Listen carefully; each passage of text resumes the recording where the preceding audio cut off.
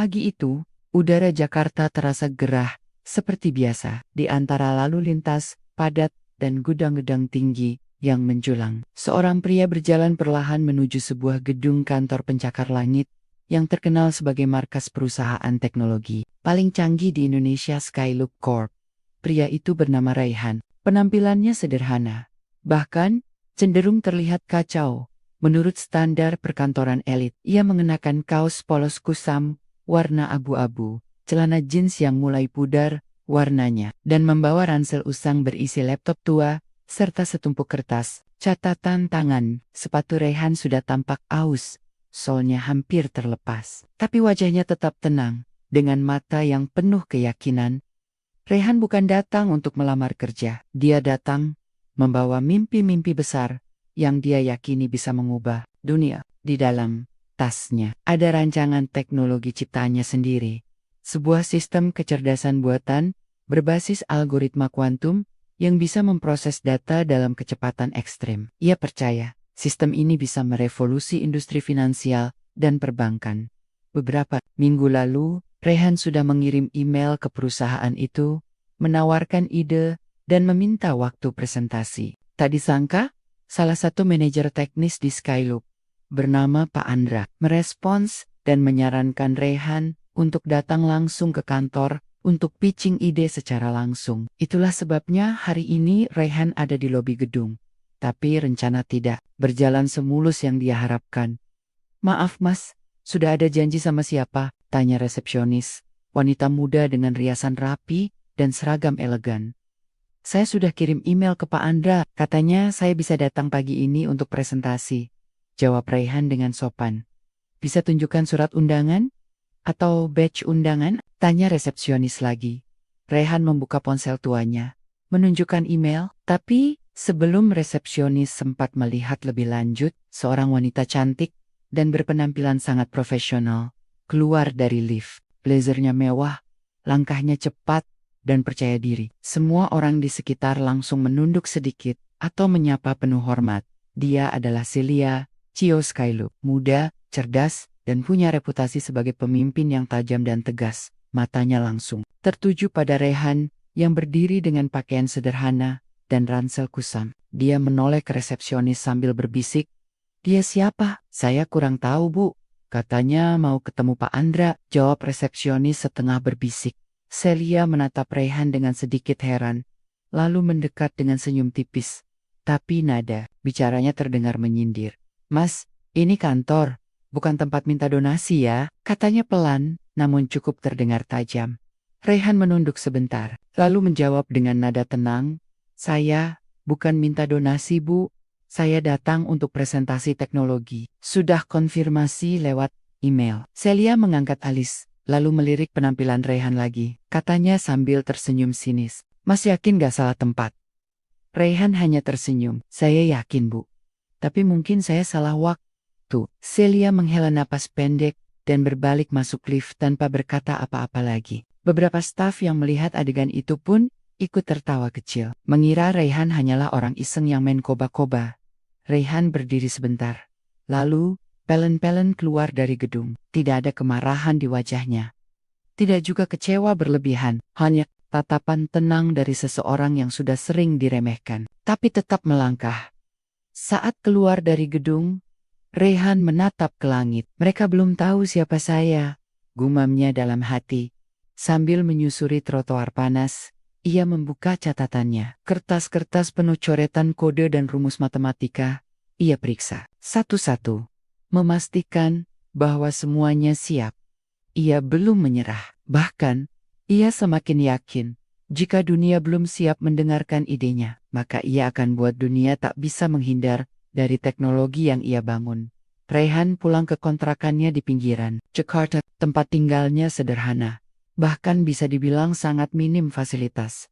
Kipas angin tuanya berdecit tiap 5 menit. Tapi di dalam kamar itu, ia punya harta paling berharga. Satu laptop usang, whiteboard kecil penuh skema algoritma, dan semangat yang tidak bisa dihentikan siapapun. Ia duduk di lantai, membuka laptop, lalu mulai mengetik Celia, CEO Skyloop. "Ja, kau menolak aku hari ini," ucap Raihan lirih, sambil tersenyum. Tapi suatu hari nanti, kau sendiri yang akan mengetuk pintuku. Dan saat malam mulai turun, Rayhan terus menulis kode. Tangannya menari di atas keyboard.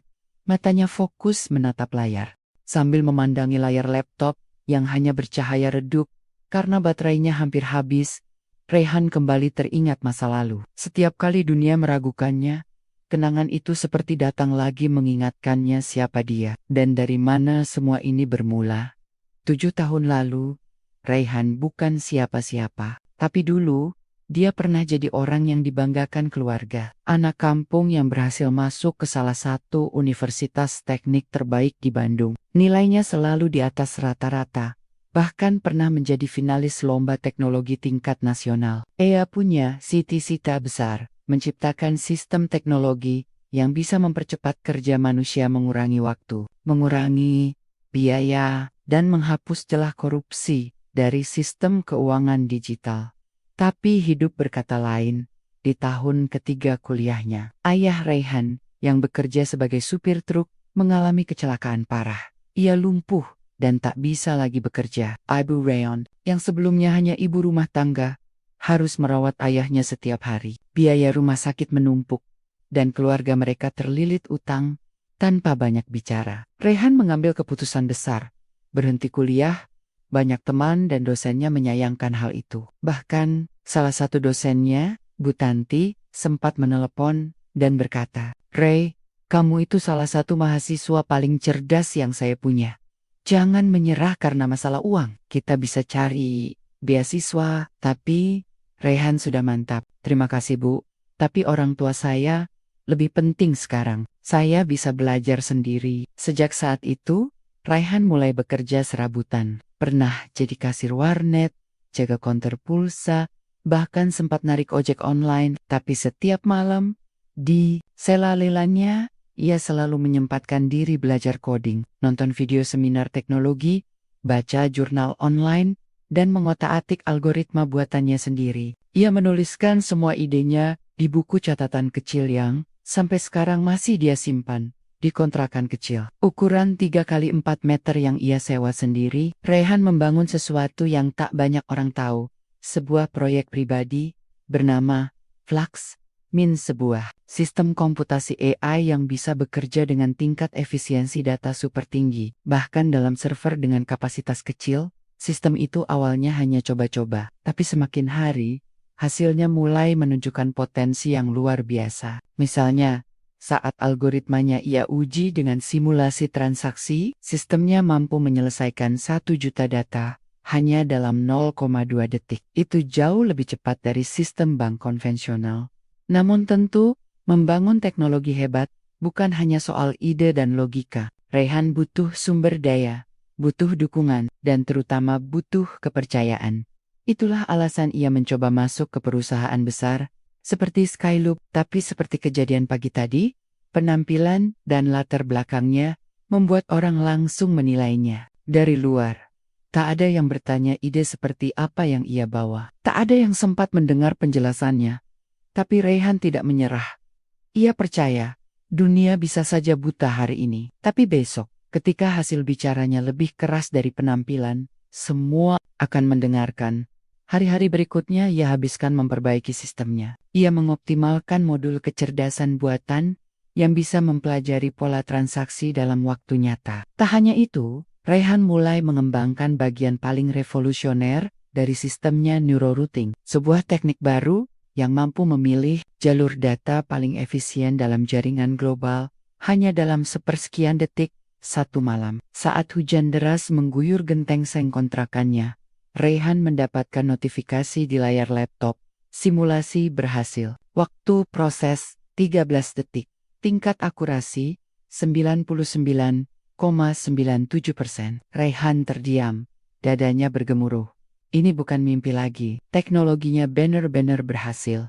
Ini dia, ucapnya pelan sambil menatap layar. Ini awal dari semuanya. Keesokan harinya, Rayhan langsung mengajukan hak paten sederhana ke Direktorat Jenderal Kekayaan Intelektual. Ia tahu, meski masih butuh pengembangan, sistem ini sudah cukup kuat untuk dikunci haknya. Tapi bukan hanya soal paten. Rayhan juga mulai membangun website kecil sebagai profil proyeknya. Di sana ia tulis dengan jujur, dibangun oleh satu orang, dari kontrakan, dengan semangat memberi solusi untuk dunia. Ia mulai mengirim email ke beberapa investor luar negeri, peneliti open source, hingga forum startup kecil. Dalam 2 minggu, salah satu inkubator teknologi dari Singapura tertarik. Mereka tidak melihat penampilan Rayhan, mereka hanya membaca hasil kodenya, dan itu cukup untuk membuat mereka terpesona. Inkubator itu menawarkan kerjasama membantu Rayhan mengembangkan dan memperluas sistemnya, dengan syarat Rayhan bersedia membangun tim dan membawa proyeknya ke ranah profesional.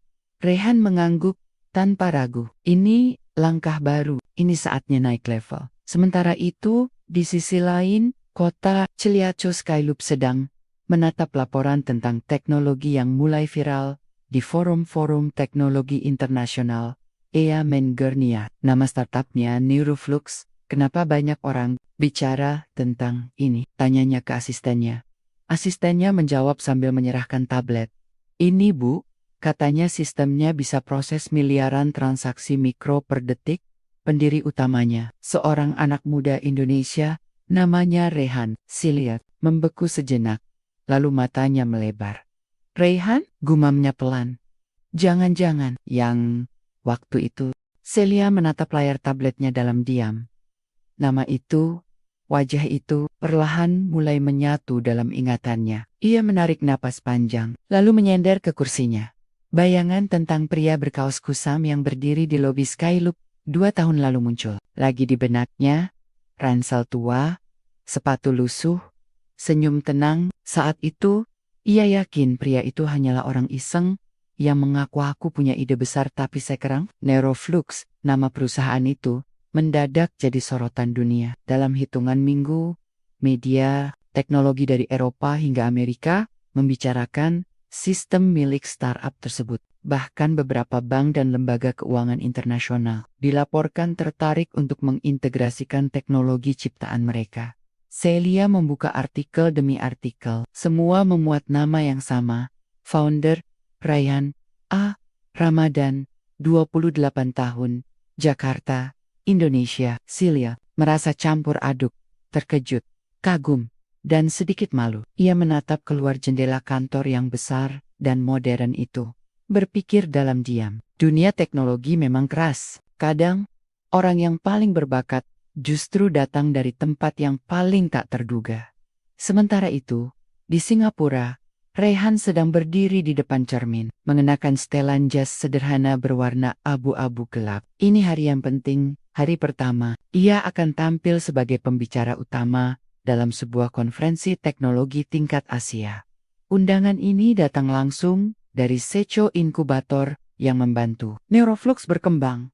Meski kini kantornya sudah jauh lebih layak, dengan tim kecil berisi 5 orang teknisi muda, Rayhan tetap bersikap sederhana. Ia masih menyeduh kopi sendiri, naik MRT setiap hari, dan memakai laptop lamanya yang kini penuh stiker tempelan.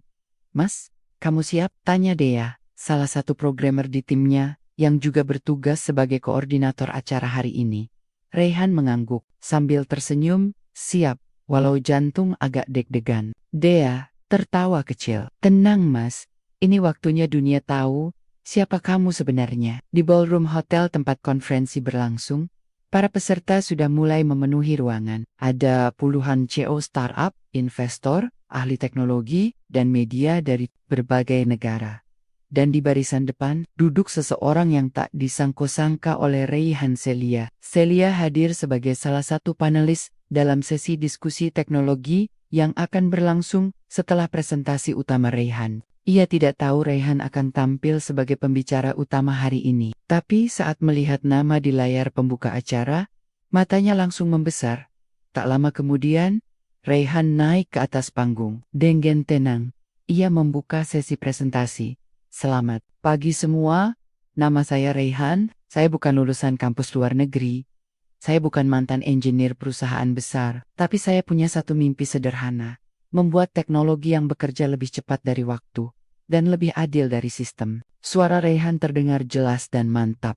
Selama 30 menit berikutnya, Rayhan mempresentasikan sistem Neuroflux. Ia menjelaskan bagaimana teknologi ciptaannya bekerja, memotong waktu proses transaksi digital dari detik ke milidetik, mengurangi penggunaan server besar yang boros listrik, dan mampu mendeteksi pola transaksi mencurigakan secara otomatis dalam hitungan mikrodetik. Penonton terpukau. Beberapa terlihat mengangguk, mencatat, bahkan mengambil foto presentasinya. Tepuk tangan panjang pun mengiringi akhir sesinya. Tapi ada satu pasang mata yang tidak berkedip dari awal sampai akhir mata. Celia. Saat sesi selesai dan peserta mulai bubar untuk coffee break, Celia berdiri dari kursinya dan berjalan mendekati Rayhan. Ia mengatur napasnya, mencoba bersikap tenang. "Mas Rayhan?" Sapa Celia. Pelan. Rayhan menoleh. Ia mengenali wajah itu seketika. Wajah yang dulu melihatnya, seolah dia bukan siapa-siapa. Tapi Rayhan tidak menunjukkan tanda marah. Justru, ia tersenyum. "Iya, Bu Celia. Kita pernah ketemu di Jakarta." "Ya," ujarnya santai. Celia tertawa kecil, agak gugup. "Iya, saya rasa saya yang dulu salah menilai." Rayhan hanya mengangguk. "Tetap tenang. Itu hal yang sering terjadi. Saya juga belajar banyak dari kejadian itu." Kemudian duduk di pojok ruangan. Celia meminta izin untuk bertanya lebih dalam tentang teknologi neuroflux dan bagaimana Rayhan bisa membangunnya dari nol. Suasana menjadi lebih cair. Bukan seperti dua orang pesaing, tapi seperti dua orang yang sama-sama jatuh cinta pada dunia teknologi. "Apa kamu mau neuroflux jadi bagian dari ekosistem Skyloop?" tanya Celia tiba-tiba. Rayhan terdiam sejenak. Ia menatap Celia, bukan sebagai cowok terkenal, tapi sebagai seseorang yang pernah meremehkannya. "Saya nggak menutup pintu untuk kolaborasi, Bu, tapi bukan karena saya butuh validasi." "Ya," ucap Rayhan, pelan tapi tegas. Celia mengangguk pelan. "Saya mengerti. Sekarang saya tahu. Kamu bukan sekadar programmer, kamu seorang pemimpin teknologi." Rayhan tersenyum. "Saya cuma orang yang gak mau nyerah, Bu." Dan hari itu, dua orang yang pernah berdiri di tempat sangat berbeda, satu di puncak gedung tinggi, satu di lobi bawah, mulai berdiri sejajar. Bukan karena status, tapi karena saling menghargai perjuangan. Sejak pertemuan mereka di konferensi itu, hubungan antara Rayhan dan Celia berubah. Tidak lagi seperti dua orang asing. Celia tidak lagi melihat Rayhan sebagai pria misterius dengan pakaian kumal. Sekarang, ia melihat sosok yang visioner, cerdas, dan rendah hati. Sosok yang secara diam-diam mengubah cara dunia memandang teknologi buatan anak bangsa. Beberapa hari setelah konferensi, Celia mengirimkan pesan ke Rayhan. "Mas Rayhan, kalau ada waktu, saya ingin ajak makan siang. Bukan Robert, hanya ngobrol santai. Saya ingin tahu lebih banyak tentang perjalanan kamu. Kapan kira-kira bisa?" Rayhan membalas dengan singkat tapi hangat. "Boleh, saya punya waktu lusa. Jam makan siang, kita pilih tempat yang santai aja ya." Dan begitulah. 2 hari kemudian, mereka bertemu lagi. Bukan di kantor mewah, bukan di ballroom hotel, tapi di sebuah warung makan sederhana di daerah Tebet. Celia sempat terkejut saat Rayhan mengajaknya makan di sana. Tapi ia menurut saja. "Tempatnya sederhana, tapi soto di sini paling enak se-Jakarta," kata Rayhan sambil tertawa kecil. Celia ikut tertawa. "Nggak masalah, saya suka tempat begini." Lebih jujur, obrolan mereka siang itu tidak tentang proposal, target, atau angka-angka. Mereka bicara soal masa kecil, keluarga, mimpi, dan kegagalan. Rayhan bercerita tentang keputusannya meninggalkan bangku kuliah, bagaimana dia menjaga ayahnya yang sakit, dan bagaimana dia membangun teknologinya dari kamar sempit yang panas tanpa AC. Celia mendengarkan dengan serius. Sesekali ia mengangguk, sesekali matanya berkokek-kokak. "Aku merasa malu sendiri," ujar Celia pelan. "Saat aku melihat kamu pertama kali, aku benar-benar salah menilai. Aku pikir kamu cuma orang nekat." Rayhan tersenyum tenang. "Kamu nggak salah. Aku memang nekat, tapi nekatnya terarah." Mereka tertawa bersama. Setelah pertemuan itu, hubungan keduanya menjadi lebih dekat. Tak hanya profesional, tapi juga personal. Celia sering mengirimkan artikel teknologi ke Rayhan, dan Raihan kadang membalas dengan analisa atau ide pengembangan. Mereka saling menghargai satu sama lain, bukan karena gelar atau jabatan, tapi karena perjuangan dan isi kepala. Sementara itu, dunia teknologi semakin heboh. Nama Neuroflux semakin sering muncul di media. Banyak perusahaan besar mulai melirik dan mencoba meniru sistem yang Raihan bangun. Tapi tak ada yang bisa menyaingi kecepatan dan efisiensi algoritmanya. Investor berdatangan. Tawaran akuisisi muncul dari Amerika, Jepang, bahkan Uni Emirat Arab. Tapi Raihan menolak semua. Aku tidak membangun ini untuk dijual. Aku bangun untuk memberi dampak, katanya suatu malam kepada Celia. Saat mereka duduk di taman kota, usai menghadiri acara teknologi, ia kagum dengan keteguhan hati Raihan. Aku iri sama kamu, Ray, ujar Celia. Tiba-tiba, iri, kenapa? Tanya Raihan heran. Kamu tahu apa yang kamu mau, dan kamu gak berubah. Walau sekarang semua orang bicara tentang kamu, jawab Celia pelan. Aku kadang masih bingung aku kerja keras ini buat siapa. Untuk diriku, perusahaanku, atau hanya karena takut gagal. Raihan terdiam. Ia tahu, di balik semua kesuksesan Celia, ada tekanan besar yang tak terlihat. Kamu tahu, Sel, kadang kita nggak butuh tahu semuanya sekarang. Yang penting kita jalan terus. Kita perbaiki yang bisa kita perbaiki. Kita bantu yang bisa kita bantu. Sisanya, nanti akan ketemu jalannya sendiri. Ucapan Raihan membuat Celia terdiam lama. Matanya menatap Raihan dengan cara berbeda. Ada rasa hormat, kekaguman, dan mungkin sesuatu yang belum berani ia sebutkan. Malam itu, sebelum berpisah, Celia mengulurkan tangan. Terima kasih ya, Ray. Sudah ajarkan aku untuk melihat lebih dalam. Raihan menjabat tangan itu dengan tulus. Sama-sama, Celia. Seiring waktu, Raihan dan Celia makin sering terlibat dalam kolaborasi proyek. Skyloop menggunakan Neuroflux untuk mengatur sistem pembayaran mikro di wilayah pedesaan. Hasilnya luar biasa. Warga di daerah-daerah terpencil kini bisa mengakses layanan keuangan digital dengan cepat dan tanpa biaya mahal. Celia bahkan mengusulkan pembentukan program beasiswa bersama untuk anak-anak muda yang ingin belajar teknologi, khususnya dari keluarga kurang mampu. Aku ingin jadi bagian dari perubahan juga, kata Celia. Dan Raihan, seperti biasa, hanya tersenyum sambil berkata, kita mulai dari yang kecil, lama-lama akan besar juga. Namun, seiring semua kedekatan dan keberhasilan ini, terselip satu pertanyaan di hati Celia yang tak pernah ia ucapkan. Apa Raihan juga melihatku seperti aku melihat dia sekarang? Pertanyaan itu ia simpan sendiri, tapi matanya selalu menatap Raihan dengan kekaguman yang tak bisa disembunyikan. Dan di balik kesibukan Raihan, meski ia tak pernah bilang, ia selalu menunggu pesan dari Celia setiap malam sekadar membahas ide, bertukar cerita, atau hanya saling mengingatkan untuk istirahat. Malam itu, seperti biasa, Raihan duduk di depan laptopnya. Matanya menatap layar, tapi pikirannya melayang ke satu nama, Celia. Bukan lagi sekadar si co cantik yang pernah meremehkannya, bukan pula hanya mitra bisnis. Celia kini menjadi bagian dari sosok yang selalu hadir dalam percakapan penting dan juga di saat-saat sepi.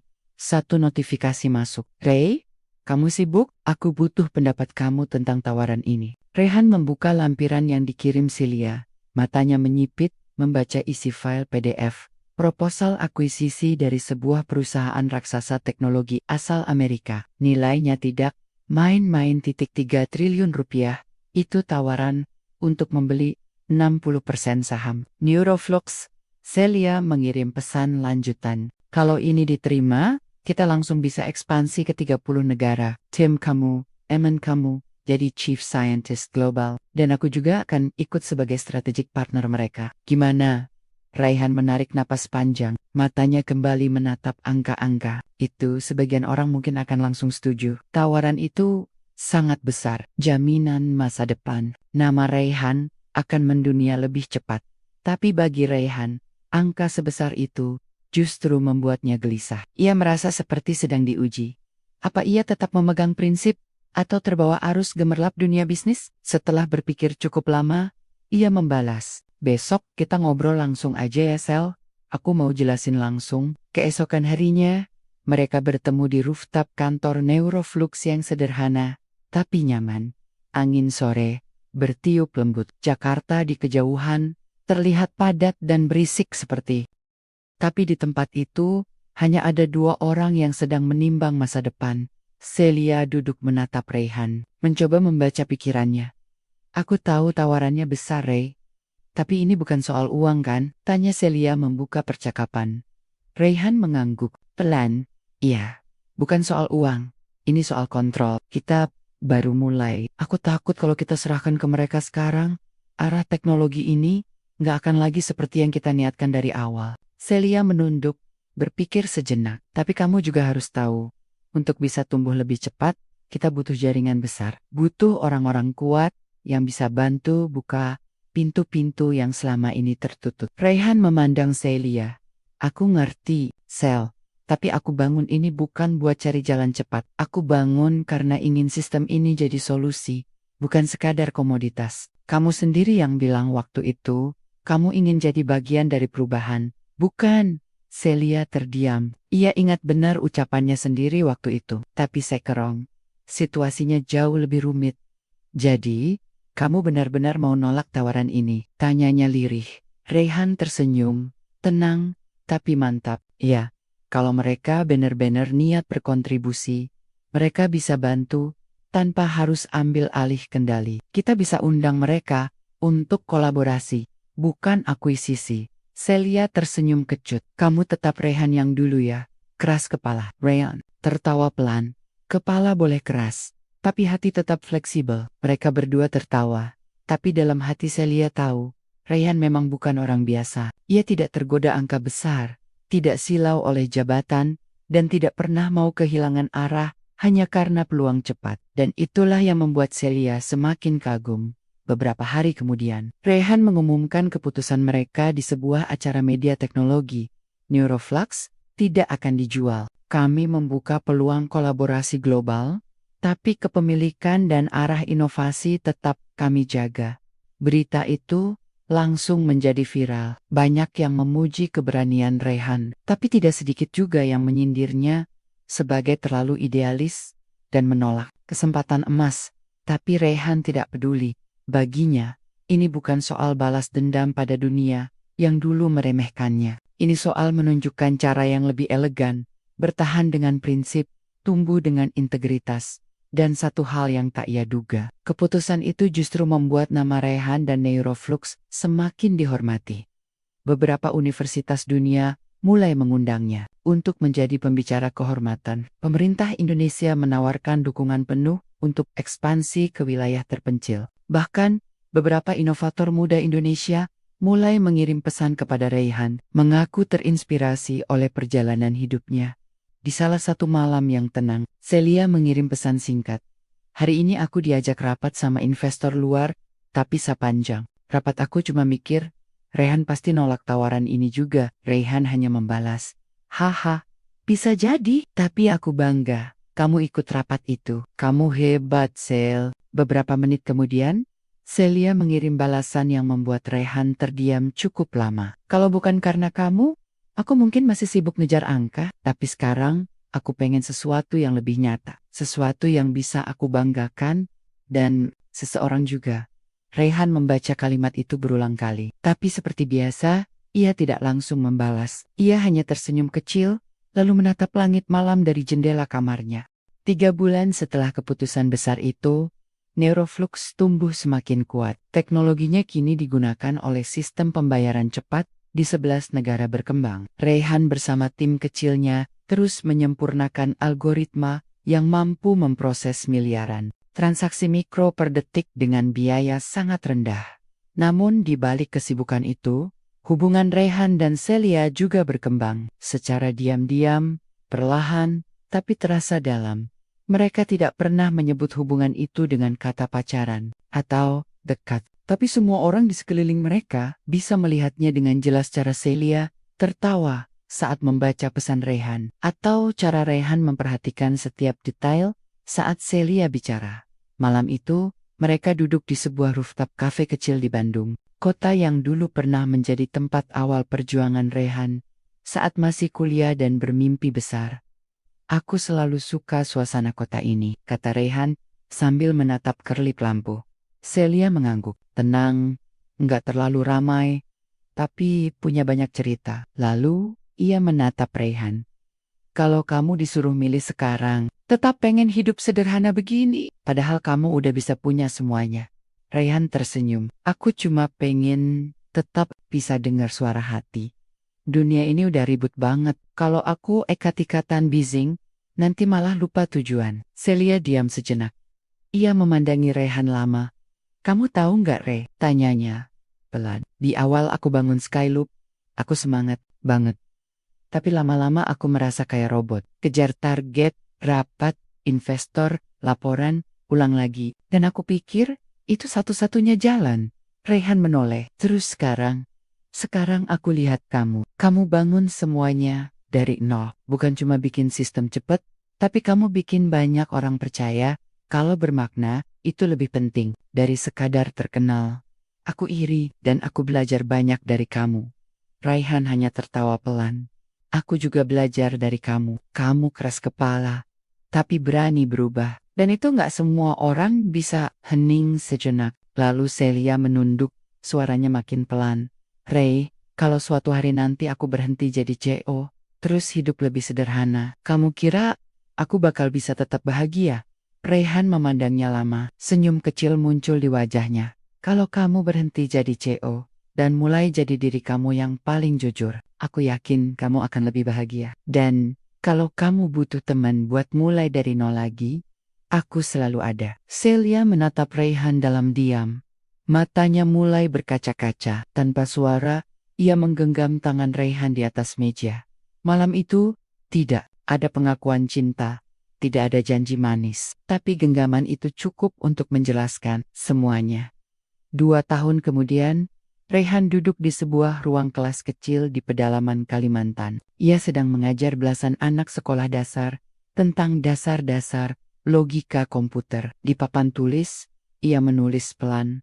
Setiap sistem besar dimulai dari satu ide kecil. Sementara itu, di Jakarta, Celia sudah resmi mundur dari jabatannya sebagai CEO. Ia kini menjadi direktur di Yayasan Teknologi Pendidikan yang mereka dirikan bersama. Langkah awal yayasan itu membangun pusat-pusat pelatihan teknologi gratis di seluruh pelosok Indonesia. Tujuannya sederhana, menciptakan generasi yang tidak hanya cerdas, tapi juga punya hati dan arah. Meski teknologi Rehan sekarang dipakai oleh bank besar, aplikasi populer, hingga sistem kesehatan negara lain, ia tetap memilih tinggal di rumah kontrakan lama yang sedikit direnovasi. Ia masih naik motor, masih suka makan di warung, dan masih suka menyeduh kopinya sendiri. Banyak yang bertanya, kenapa kamu nggak tinggal di apartemen mewah? Jawaban Rehan selalu sama. Kalau tempatnya mewah tapi pikirannya penuh tekanan, buat apa? Ia tidak pernah mengejar gelar, panggung, atau penghargaan. Tapi justru karena itu, dunia yang datang menghargainya. Suatu pagi, Rehan duduk di beranda rumahnya, membaca koran. Di halaman depan ada foto dirinya dan Celia saat membuka pusat pelatihan baru di Papua. Celia datang membawa 2 gelas kopi. Ia duduk di sebelah Raihan. Dulu, kita ketemu di lobi gedung yang dingin dan tinggi. Sekarang kita duduk di sini, ngopi di bawah langit pagi, kata Celia sambil tersenyum. Raihan mengangguk. Lucu ya, dunia ini. Kalau waktu itu aku marah dan nyerah, mungkin sekarang aku bukan siapa-siapa. Kalau waktu itu aku tetap sombong dan sibuk menilai dari penampilan. Aku juga nggak akan nemuin kamu, jawab Celia. Lirih mereka seiling, berpandangan, lalu tertawa kecil. Kopi hangat di tangan mereka mungkin tidak semahal kontrak internasional, tapi rasanya jauh lebih dalam. Karena bukan lagi tentang teknologi, bukan tentang siapa lebih hebat, tapi tentang perjalanan 2 orang yang pernah berdiri di tempat paling berbeda. Dan akhirnya, berjalan beriringan. Dan begitulah, Rayhan, tetaplah Rayhan, seorang pria sederhana, jenius, yang kini menghasilkan miliaran per detik, tapi tak pernah melupakan akar, dan orang yang dulu pernah memandangnya sebelah mata, kini duduk di sisinya. Sebagai mitra, sahabat, dan mungkin, lama lagi sebagai pasangan hidup.